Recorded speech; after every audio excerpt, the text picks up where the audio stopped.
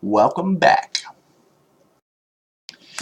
Alright, this week's pretty self-explanatory actually. We're focusing on getting our sources. You can have 3 of them for your Writing Project 2 essay.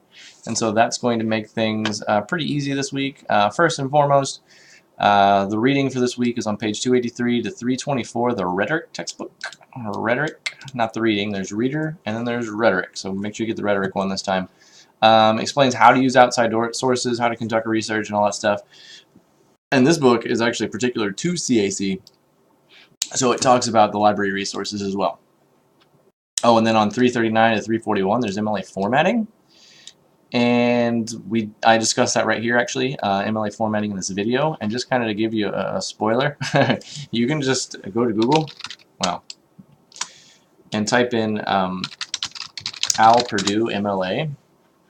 And these guys have one of the best sites out there to give you a structure to follow, because what you can do here is you can actually, they'll tell you specifically to be able to figure out what type of source you have. So if you have an online, or excuse me, an electronic source like a website, click on electronic sources, and then you can scroll down to where it says web page or website. Now, to give you an idea, a web page, like this is a web page, but OWL at Purdue Online Writing Lab, that's a website. So think of it like a book. A book is filled with pages. Well, a site is also filled with pages. So a site is the greater being, and then within that site there are web pages. And so like this is a web page, this is a web page, this is a web page, this is a web page. All these are web pages within the greater website. Okay? But anyways, you can find all the sources here, and I talk more about that in the MLA formatting, but just to give you, like I said, a spoiler, this is kind of the route to go.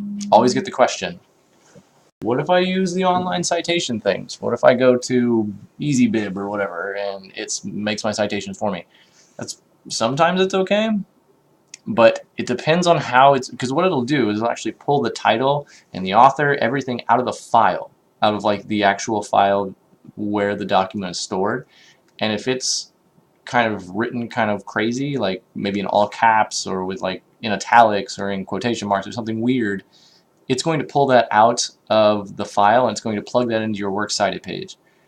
And sometimes that may be wrong. It may, if it's written all crazy in the document, it'll pull it out crazy and plug it in crazy into your works cited page. So I recommend that, sure, you can use those, but always double check your sources and make sure that they follow what's said on, well, on this website. So for instance, if you look at a web page, make sure that you look at these examples and make sure what, like EasyBib or whatever, make sure what they gave you matches the formatting for whatever it is on here. So a website, you would come down here, look at Susan Lundman, be like, oh, okay, they put the title of the website in quotes, and then italics, they put the name of the web page, or excuse me, put the website in quotes, and then they put the web page. I did it again. God dang it. They put the web page in quotes, and then in italics, they put the website. That's what I'm trying to say.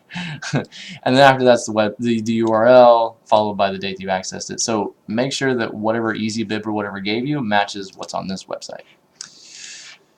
Anyways, I talk about that here. Here I talk about how to use outside sources with what I call the digestion method. And I'll let that video explain it because that's kind of a complex situation. And then I explain how to do the homework. It's called quote burgers, because that's one assignment that's due this week. And really you can just turn it in, I call it an annotated bibliography here, because that's really what it is. So you turn in the quote burgers into the annotated bibliography assignment. Once you do that, here's a follow-up for thesis development for Writing Project 2. It's kind of a follow-up from last week. And so this week, you're actually turning that in. So if you worked on it and got it done last week, good for you. You can submit it here.